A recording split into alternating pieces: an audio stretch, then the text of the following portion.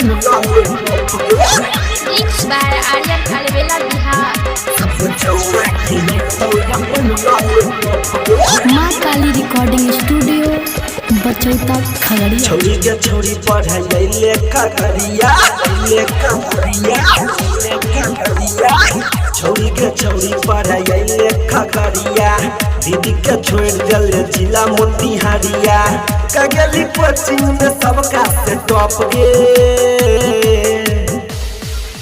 सब छौरा खेलै तो अपन लॉलीपॉप गे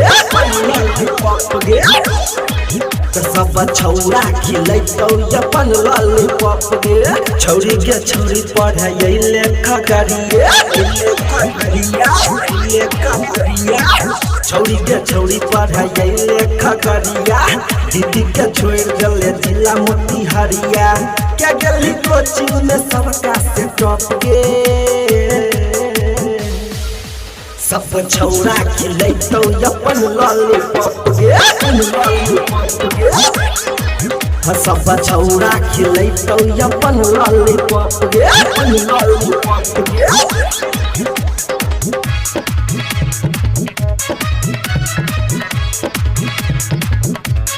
सब छौरा खेलै तो अपन लॉलीपॉप गे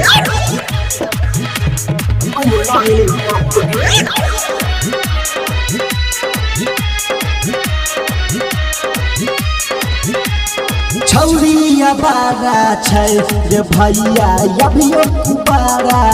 छै पूजवा सिलवा से जा देल महर खोजई बारा छै रे भैया छौरिया बारा छै ई त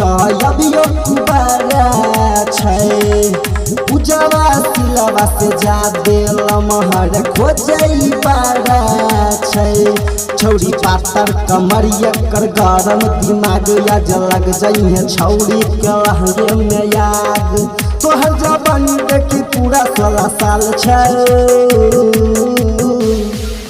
सब छौरा खेलै तो अपन लॉलीपॉप गे सब छौरा खेलै तो अपन लॉलीपॉप गे छौरी के छौरी पढ़ाई लेखा करिया दीदी के छोड़ दिल जिला मोतिहारिया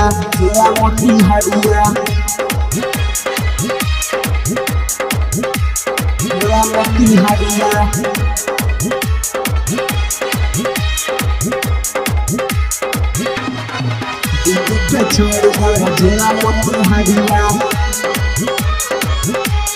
हाँ 4 बजे आबै छै रे छौरी माता करवा पटाबै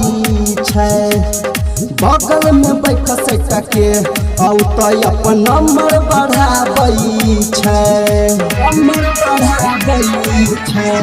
हाँ 4 बजे आबै छै उ छौरी माता करवा पटाबै छै बगल में बैठ सट के औ तो अपन नंबर बढ़ाबै छै छौरी करिए के कॉल घूमे जाबै ले मॉल सब छौरा के मिल जैते पढ़ै के फल के छौरा सब तोरा टिप टॉप गे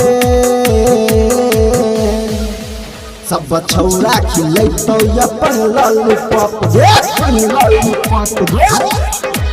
सब छौरा खेलै तो अपन लॉलीपॉप गे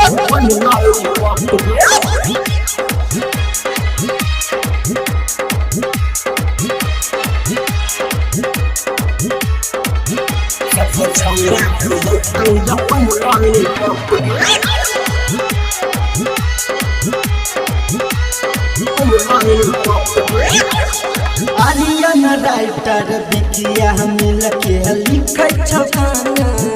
गे कोचिंग में सब छौरा से ज्यादा बनल दीवाना गे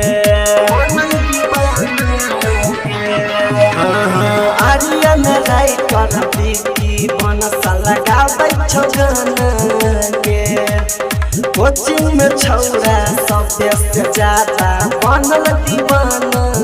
के कबो हाथ लै छो काट दिल पर लिख लै छो नाम छौरी है के या न नहीं पे कर बदनाम एने चढ़ जैत तोरा पे पाप गे